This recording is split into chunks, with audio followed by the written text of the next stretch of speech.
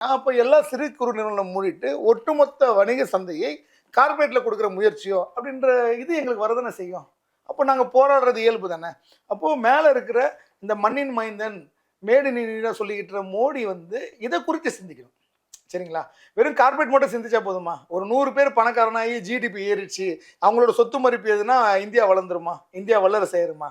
அதை கொஞ்சம் சிந்திக்கணும். அதை சிந்திக்க வச்சதுக்கு எங்கள் போராட்டம் கை கொடுத்துன்றது நான் ரொம்ப சந்தோஷப்படுறேன். எப்போவுமே எந்த ஒரு காலங்காலமாக எந்த ஒரு போராட்டமும் ரிசல்ட் இருக்காது. பார்த்துருக்கீங்களா? போராட போவாங்க, அரெஸ்ட் பண்ணி தூக்கி உள்ளே வச்சிருவாங்க, ஒரு நாள் செய்தியாகும். மற்றபடி அது ரிசல்ட்னு பார்த்தீங்கன்னா கடந்து போயிடுவாங்க. ரிசல்ட்னே இல்லை. ஆனால் இந்த போராட்டத்துக்கு ரிசல்ட் கிடச்சிருக்கு.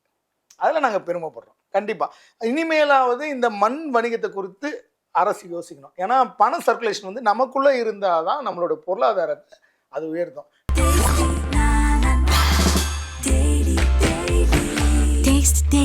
Taste the Daily.